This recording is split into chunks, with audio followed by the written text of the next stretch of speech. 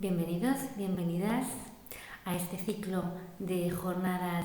de actualidad civil y penal organizado por el Ilustre Colegio de Abogados de Granollers y para el grupo de Advocat Joves del mismo colegio. En esta cápsula formativa, la número 13, vamos a hablar del conocido caso Dieselgate. Nos centramos en la sentencia del Tribunal Supremo de 11 de marzo de 2020 que trata de uno de estos supuestos. Bien, como ya sabréis, un conocido grupo automovilístico comercializó una serie de vehículos en los que se había instalado un software que modificaba el cálculo, ¿no?, de la emisión de partículas contaminantes. Bien, en esta sentencia lo que destaca, ¿no?, es que se amplía el ámbito subjetivo de responsabilidad, en este caso concreto en la compraventa de vehículos, de manera que los defectos de fabricación responden en ellos no el vendedor, sino también el fabricante. El Tribunal Supremo afirma la legitimación pasiva del vendedor y del fabricante, puesto que el automóvil no reúne las características con las que fue ofertado respecto del comprador. Y no es que exista un solo incumplimiento del vendedor, sino que es también el fabricante que lo puso en el mercado, cuya responsabilidad se convierte en solidaria con la del vendedor.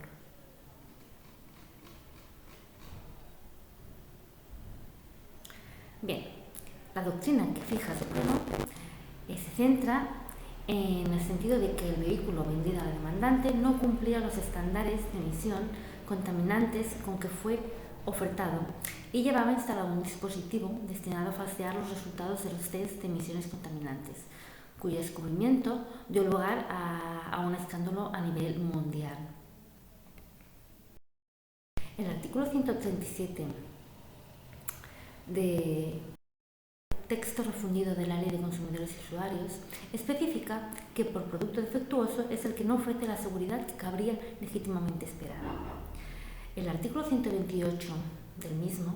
se encarga de aclarar el régimen legal de la indemnización por daños o perjuicios causados por los bienes o servicios, pero no de la indemnización de los daños y perjuicios, incluidos los morales, como consecuencia de la responsabilidad contractual fundada en la falta de conformidad de los bienes o servicios o en cualquier otra causa de incumplimiento o cumplimiento defectuoso del contrato. El artículo 137 de esta misma ley especifica que el producto defectuoso de estos defectos es el que no ofrece la seguridad que cabría legítimamente esperar,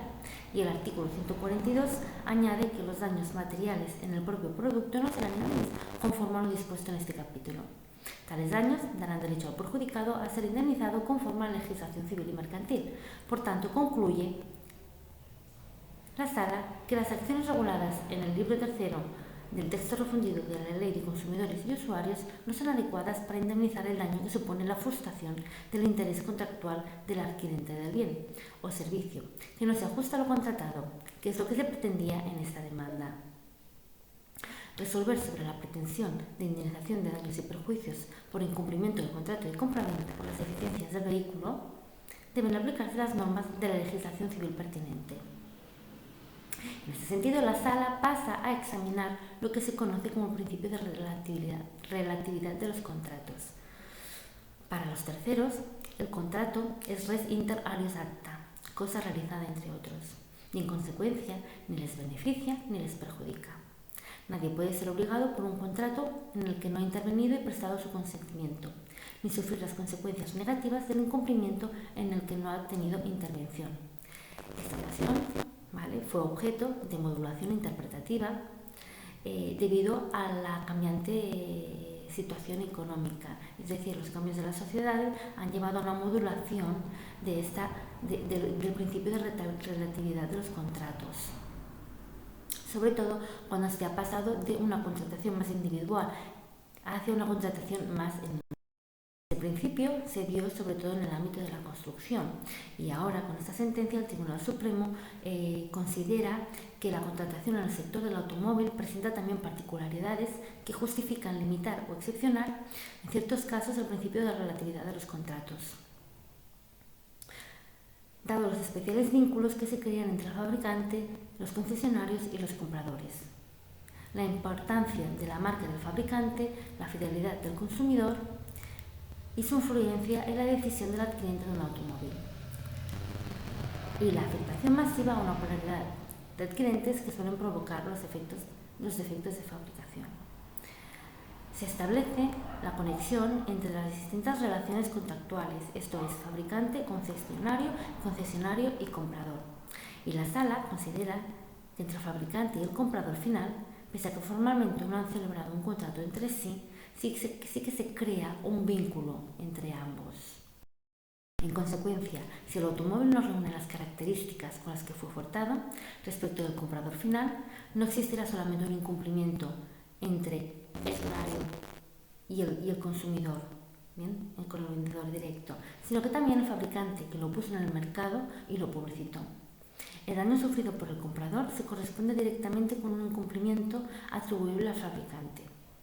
por lo que limitar la responsabilidad de los daños y perjuicios al distribuidor, que es el que vende de forma directa al adquirente, supone un perjuicio para los consumidores. Además, en el caso de consumidores, el artículo 8.c del texto refundido de la Ley de Consumidores y Usuarios reconoce expresamente como uno de sus derechos básicos la indemnización de los daños y la reparación de los perjuicios sufridos. Es decir, podríamos encontrarnos que el vendedor sea un incumplidor de buena fe y que el fabricante, al contrario, sea un incumplidor de mala fe o doloso. El incumplimiento del contrato de compraventa celebrado con el comprador final, en este caso, se debió a que el producto del fabricante, que lo había puesto en el mercado a través de su red de distribuidores, no reunía las características técnicas con las que había sido ofertado públicamente por el propio fabricante, por lo que le es imputable el incumplimiento.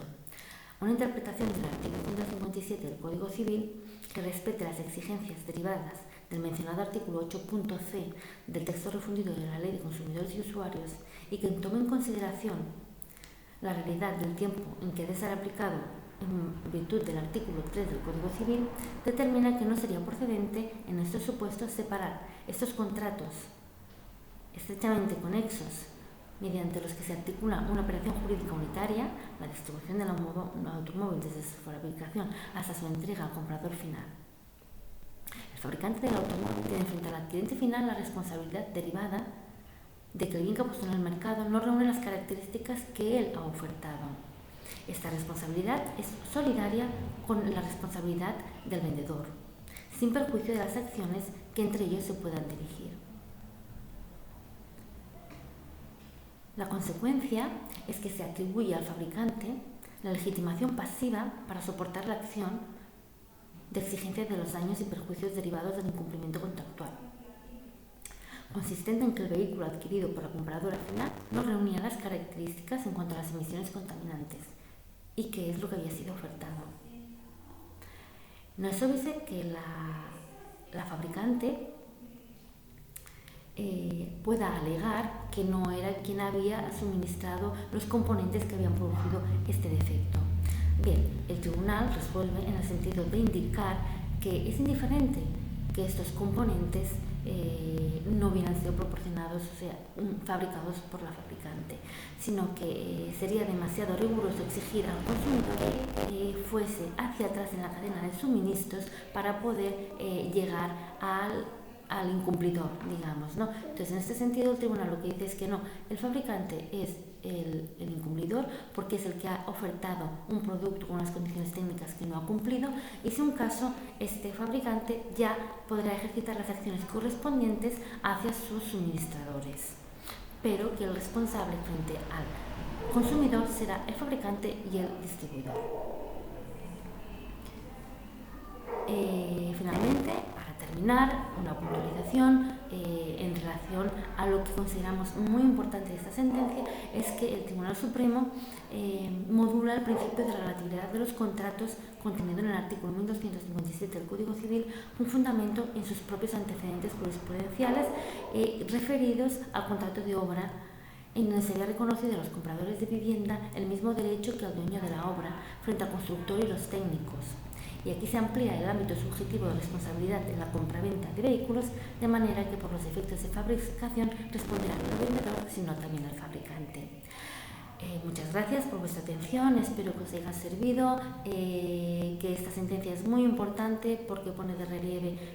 un abanico de posibilidades respecto a aquellos consumidores y usuarios que habían adquirido este tipo de vehículos y que además va a ser fuertemente ratificado por las sentencias europeas que están surgiendo al respecto. Muchas gracias.